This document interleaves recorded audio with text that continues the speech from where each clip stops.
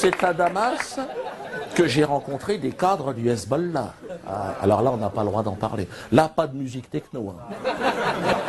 J'ai essayé à un moment donné. Et j'en ai vu un, je fais ça va. Ah, le mec m'a dit non, non, assis-toi, on s'en fout de ça. Et donc, alors le Hezbollah, on n'a pas le droit d'en parler parce que c'est une organisation classée terroriste. Donc malheureusement, ah non, je peux pas. C'est en France. Mais non, ils ont été classés terroristes. Alors je sais pas qui fait le classement, c'est vrai, parce que je sais pas comment ça marche. Si c'est les matchs à l'extérieur qui comptent double, je sais pas. Parce que franchement, sur place, moi j'ai pas vu ça. Hein. Moi, franchement, je vous le dis, hein, j'ai des amis du Hezbollah, hein, très bons amis, et les mecs se sentent pas du tout terroristes. Hein. Franchement, j'ai demandé, hein, mais tu te sens terroriste? Non. Tu veux un thé?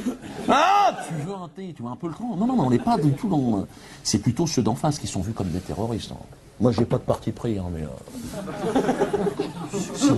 Si, attends, l'entité sioniste, comme ils l'appellent là-bas, hein. Attends, ils sont méchants. Moi, j'y suis allé après les bombardements. Les mecs, ils bombardent tout le monde, là. Comme ça, on sait pas.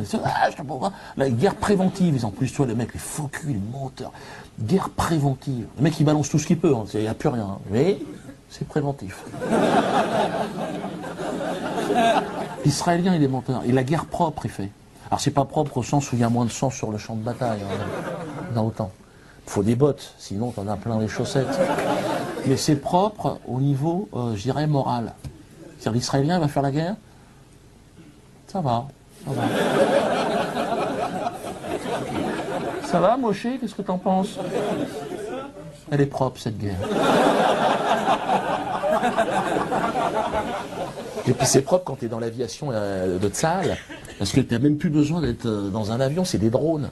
T'es chez toi, t'es ton bureau, c'est propre, évidemment. Hein, t'as un joystick, une coupe de champagne. Une seconde, Rachel, je suis au-dessus de Gaza, chérie. Ben oui, je balance du phosphore blanc. Ramène-moi des pistaches.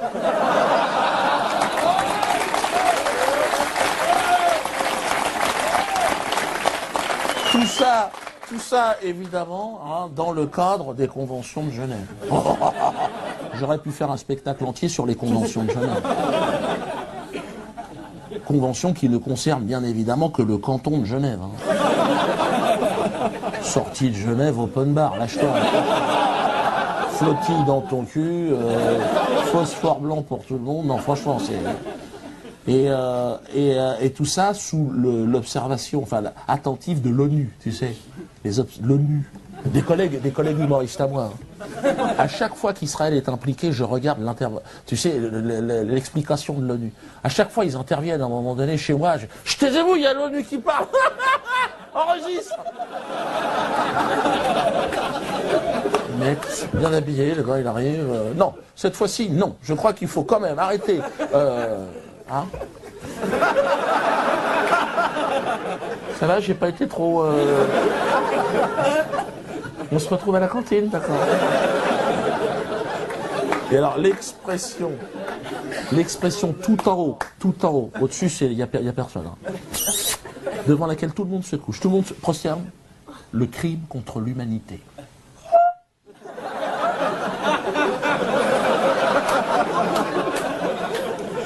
C'est une expression qui est née en 1946 à Nuremberg.